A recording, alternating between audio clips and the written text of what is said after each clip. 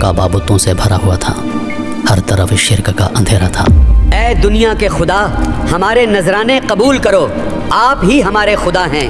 मक्का के सरदार अबू जहल और अबू लहब और कुरैश के बड़े लोग अपनी जिद और तकब्बुर में डूबे हुए थे।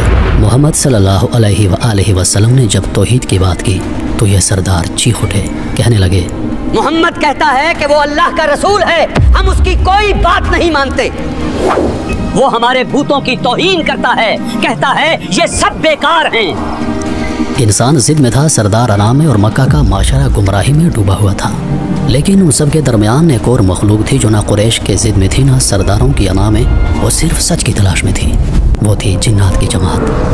जब कुरान की आवाज़ गूंजी तो वहीं से उनकी तलाश ख़त्म हुई और हिदायत का दरवाज़ा खुल गया। ये उस वक्त की बात है जब ज़मीन पर अंधेरा अपने उरूज पर था। अंधेरा सिर्फ रात का नहीं था, अंधेरा लोगों के दिलों में था। काबा के सहन में सजदे तो थे मगर अल्लाह के लिए नहीं। चेहरे झुके हुए थे मगर दिल बुतों की जंजीर में बंधे हुए। वो अपने हाथों से बुत बनाते और फिर उन्हीं से फरियाद करते। ये बुत ही हमें रिज्क देते हैं, यही हमारी हर ज़रूरत को पूरा करते हैं।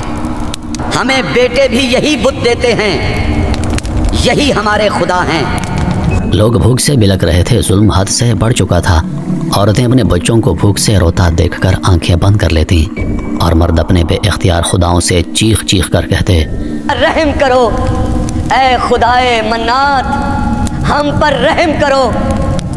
वक्त नीचे गुजर रहा था मगर आसमान खामोश था। इंसान ने अल्लाह को छोड़ दिया था। वो मिट्टी से तराशे हुए पत्थरों को अपना खुदा समझ बैठा था।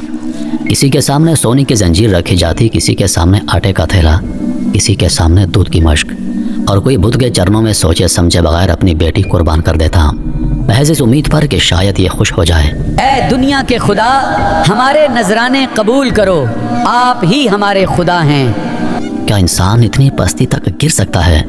दुनिया के सबसे मुक़द्दस घर के आसपास सबसे गंदी इबादतें होने लगी। अफराद की तज़लील, गरीबों की खरीदो फरोख्त और सबसे बड़ा शिर्क। इंसान ने इंसान को अपना खुदा बना लिया था। जब जुल्म हद से बढ़ जाता है तो अल्लाह का निज़ाम हरकत में आता है। एक दिन उसी सरजमीन मक्का में रोशनी उतरी। आसमानों से एक आवाज़ लगी, इक़रा। ज़मीन लरज़ उठी, फरिश्ते हैरान और आसमान पर रोशनी के पर्दे खुल गए। मोहम्मद अरबी सल्लल्लाहु अलैहि वसल्लम को नबूवत अता हुई। रोशनी का पहला कतरा तारीकी में गिर चुका था। रसूल अल्लाह ने आवाज़ बुलंद की, एक ऐसी आवाज़ जिसने पत्थर दिल कुरैश को दहला दिया। ला इलाहा इल्लल्लाह कहो, निजात पालो। मगर लोग चीख उठे, हमारे बुतों को बुरा कहा, हमारी रिवायतों को चैलेंज किया, हमारा निज़ाम तलवार से भी मजबूत है। उनकी आंखों में सवाल नहीं था, सिर्फ तकब्बुर था। ये कैसा नौजवान है जो हमारे खुदाओं के सामने सवाल उठा रहा है? क्या तू नहीं जानता ये हमारे मुहाफिज हैं? एक रात मक्का की तंग गलियों से निकलकर अल्लाह के रसूल और चंद साहबा मक्का से बाहर सफ़र पर निकले। मकसद था कबीला अकास तक पहुंचना। रात ठंडी थी, हवा में अजीब सी खामोशी थी। दुनिया सो रही थी लेकिन तकदीर बेदार हो चुकी थी।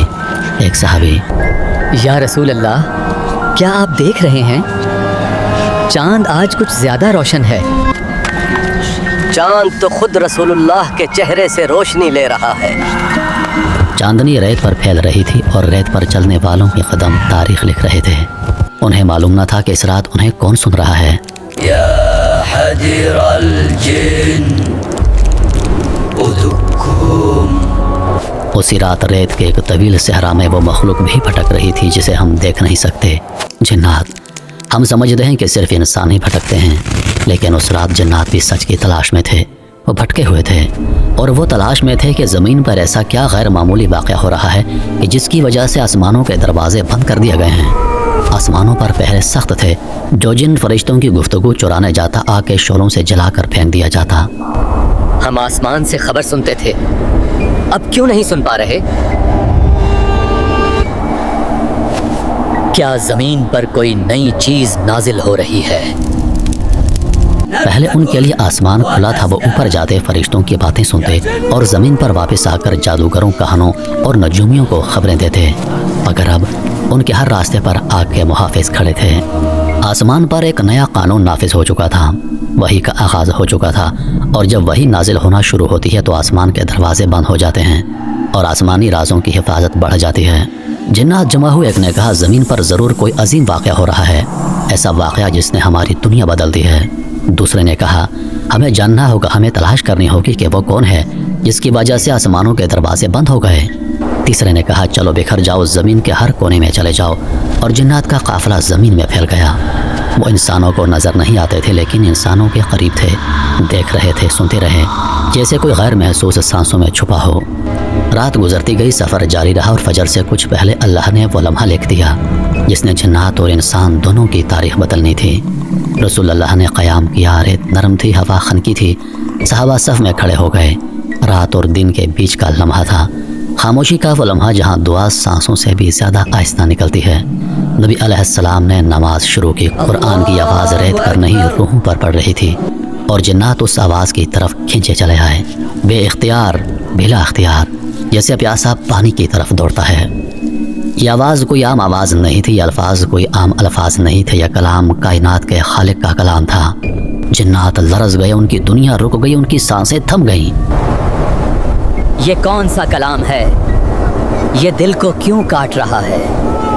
یہ کلام کسی انسان کا نہیں ہو سکتا, ضرور یہ آسمان سے اتارا گیا کلام ہے. جنات کی تاریخ میں پہلی مرتبہ وہ بے بس تھے. وہ سمجھ نہیں پا رہے تھے کہ آخر وہ کون سی طاقت ہے جو انہیں روک رہی ہے, وہ کون سا راز ہے جو آسمان محفوظ کر رہا ہے, اور سب سے بڑھ کر وہ کون ہے جس کی آمد سے پہلے آسمان کی چھت پر اتنی سخت پہرہ داری لگا دی گئی ہے. آخر کون سا نور زمین پر اترنے والا ہے جس سے شیطان اور جنات کی دنیا لرز گئی ہے. یہ کیسی آواز ہے, یہ آسمان جیسی کیوں لگتی ہے؟ وہ قریب آئے, نیچے دیکھا, ایک انسان ایک پاک وجود مٹی پر خالق کے سامنے سجدہ ریز تھا اور اس کی زبان سے کلام اتر رہا تھا. وہ کلام جو پہلی بار زمین پر پڑھا جا رہا تھا, جو آسمانوں سے اترا تھا اور جس نے جنات کے دلوں کو لرزا دیا تھا. یہ وہ کلام نہیں جو انسان بولتے ہیں, یہ کلام آسمانوں کا لگتا ہے. اسی رات جنات کو جواب مل گیا کہ آسمان کیوں بند ہوا تھا, آگ کا پہرا کیوں لگایا گیا تھا, ستارے کیوں جلنے لگے تھے, کیونکہ محمد صلی اللہ علیہ وآلہ وسلم پر وحی اتر چکی تھی. جنات کے قدم جمی ہوئی ریت پر جیسے پتھر بن گئے تھے, ان کے وجود سے ساکت سانسیں جیسے کسی نے چھین لی ہوں.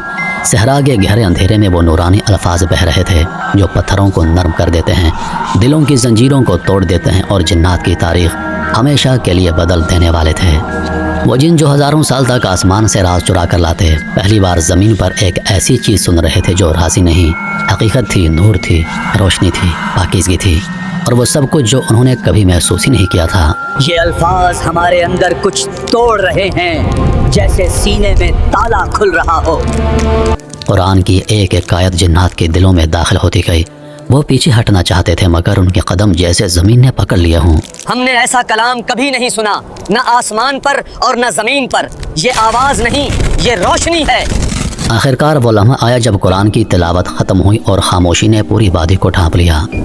خاموشی لیکن ایسی جس میں سکون تھا اور ہلچل بھی, نور تھا اور لرزش بھی. جنات اب سمجھ چکے تھے کہ ان کے سوال کا جواب مل چکا ہے. آسمان اس لیے بند تھا کیونکہ محمد صلی اللہ علیہ وآلہ وسلم زمین پر آ چکے تھے.